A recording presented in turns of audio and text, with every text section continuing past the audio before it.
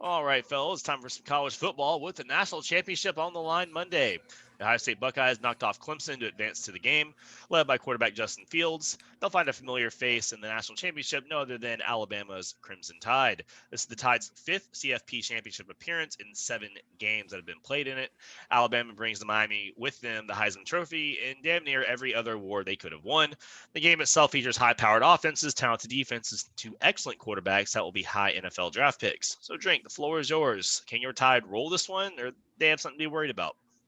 Oh, they're definitely gonna roll this one. But let me go ahead and cap off some you said about the Heisman. Hey, listen, go ahead and make room on the sideline for this trophy case because it's about to go down. Not only did Devontae Smith win the Heisman, can I interest you in the Bolivnikov Award, best wide receiver in the nation? Um, the Walter Camp Player of the Year, best player in the nation. Oh yeah, and by the way, he won the Maxwell Player. That's also the third Player of the Year award right there. Interest you in that. Oh, we say Najee Harris. Oh yeah, well let me go ahead and bring on Najee Harris too. Also a first team All American. Oh, also won the Dope Walker Award, best running back in the nation. No big deal. And then moving on. You said Mac Jones. What? Damn, I got to bring up the quarterback. You're right. So he only finished third in the Heisman. David O'Brien Award, best quarterback in the nation. No big deal. Holler at your boy. And then, well, you can't have a great quarterback without protection.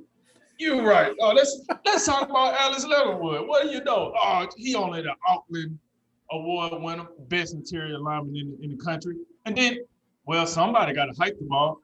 You're right. You're right. So let's talk about Leonard. Well, Leonard Dixon won't be playing because he hurt his knee. But I got to put some respect on him. He did win the Wilton Award, the best center in the nation. So, you know what I'm saying? A lot of protection now. So with all that said, my boy's ready to go. But let me explain something to everyone. Because, even if you want to add in Patrick Surtain, he was second in the Thorpe Award, my boy got robbed. But either way, um, Can't win them but all, they either, say. yeah, I mean, in that award show, I think Alabama won 7 of the 13 awards. They was just like, listen, we can't just get even all the awards. Because if they go and lose the game, then we look like fools, I guess. So, but I would say this: all those names I just mentioned to you, that I'm so giddy about, all those guys are seniors, and they all came back to play their last year with one goal in mind, and that goal was to win a championship. This is what they're here for. No disrespect to Ohio State, but it's kind of like the mission LSU was on. Like nobody's going to stop us this year. And I do feel that way about this national championship game. These guys, Devontae Smith, after he won the Heisman Trophy, he got into bed and went to sleep and made sure he had rest for practice. Like these guys are ready. They seem to have a professionalism, like a professional look to them where Nick don't even got to say much. He says 2 cents. These guys, he actually let these players talk more this year than he didn't ever let players talk because he's confident that these guys are going to hold themselves to a certain standard, the Alabama standard, and they are for the most part. Now to the game itself, why do I feel so confident about the game? Ohio State had roughly 2 to 3 weeks.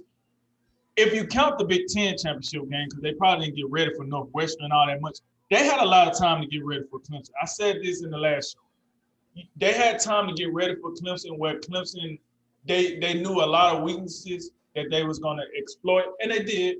And like I said, you could tell that team was well coached because it wasn't just like some guys randomly being in the right spot. They was always in the right spot. They slanted the right way. They pushed the line the right way. It was incredible. They won't be able to do that with Alabama.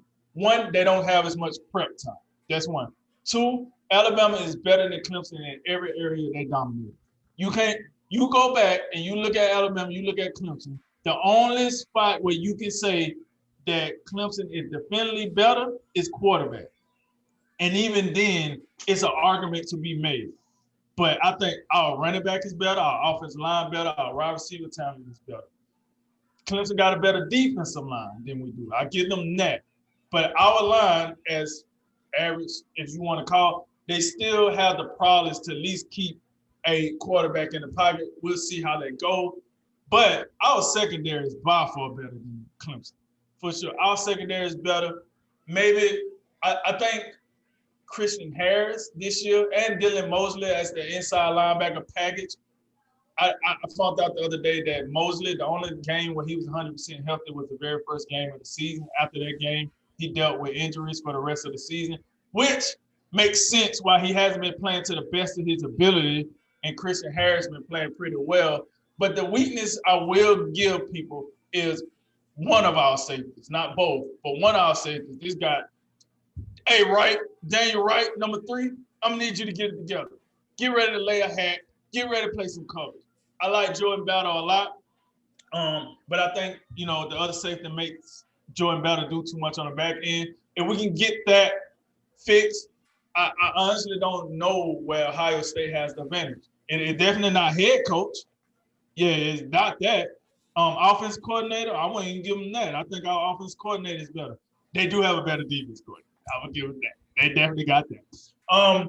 But with all that said, this is why I'm so confident. My boys gonna go ahead and get the job done. I see that they gave them 8 points for the game as of now. I think we beat them by 14 points or more. Because at the end of the day, Ohio State has been very, very polarizing right now. Very polarizing. Just beat Clemson up. The head coach is going back and forth. You haven't played many games. A lot of people don't think you deserve to be here, et cetera, et cetera. The storylines go on and on. But at the end of the day, you're running into a true, you run into a team that got a mission. We're on a mission. We plan on completing that mission. And I don't see how Ohio State stopped that train. It's kind of like last year. Nobody was beating LSU last year. Nobody beat. We got the closest to beating LSU. I mean, I guess Florida. I think it was Florida or Auburn. One of the two teams played them pretty tough, but not necessarily under the same circumstances that's coming to Tuscaloosa and playing us after being beat so many years. That's why the game, had the hype surrounding it that it did. But at the end of the day, nobody was beating LSU last year. They was on a mission last year, and I think we're on that mission. We go ahead and close out this season, win this game.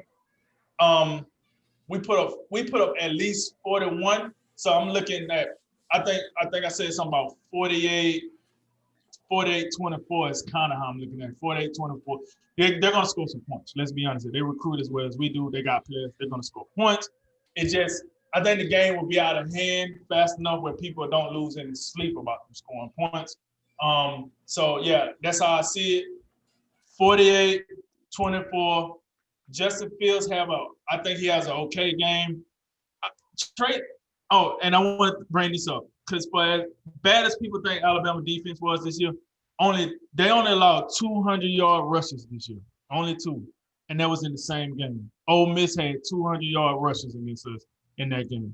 Rest of the season, no other runner has been over 80 yards against us.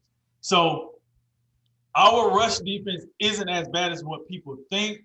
But I do like what I see out of Trey Sermon. I just think we'll be able to corral him enough where the running game won't be as much of a deal as it's been for Ohio State in their past games. So, yeah, that's why I say I do see him scoring at least 24 points. But outside of that, my boy's going to roll. Nick going to break the record, and we'll see what happens after that. But you know what it is. Roll Tide! I have Drink put it, and I'm not sure I completely disagree with him. In the end, if you didn't take anything away from what Drink said, just put it like this: Alabama's going to come in here and they're going to shove their infinite trophy case down Ohio State's throat, and that'll be the end of it. I don't really, in the end, disagree all that much with him. What you have to take into consideration here is you have to look at Alabama's performance in their semifinal and look at Ohio State and what they did in their semifinal game. And what you have here is, let's take Ohio State. I don't know if Ohio State can play any better than the 21-point win they got against Clemson. I don't think Justin Fields can play any better. I don't think you can ask any more out of Trey Sermon in that game.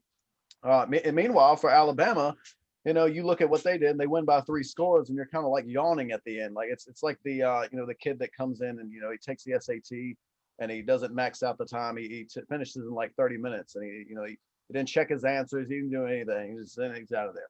He didn't take it all that seriously. That's kind of how I look like Alabama against Notre Dame. They just went in there. They got up. They got a comfortable lead, and then they kind of just hit cruise control, and then that was the end of it. And meanwhile, Ohio State, they did everything right. They checked their answers. They damn near went through the test twice, and they crossed every T, they dotted every I, all the attention to detail in the world, and it was a great performance. Alabama, they're gonna put in I have no doubt that they'll put in the correct preparation. They'll have the great attention to detail. They'll be 100% focused because Ohio State will be viewed as a greater threat than Notre Dame was. The difference to me in this game, and I'm glad you brought up Trey Sermon in the end because I do think that'll be the key thing to watch. I think Alabama, as usual, Ohio State's going to have difficulty no matter which whether they try to stop Harris or they try to stop your Heisman Trophy winner Devontae Smith. Either way, I still think both of those guys will have their usual outstanding performances. But for Ohio State, will you get the same thing? I mean, will it be, will Trey Sermon be able to run the football and assist Justin Fields in having an outstanding game? I'm not sure. I think Alabama's going to be able to do enough, and they'll be able to zone in on Trey Sermon and make Justin Fields do it by himself, and it'll be the Justin Fields Chris Olave thing. And then you throw that in there. Is Chris Olave going to be able to have an outstanding game, or will Patrick Surtain have something to say about that? I think those are the things you look at and you just say, I mean, there is cause to pause in this game.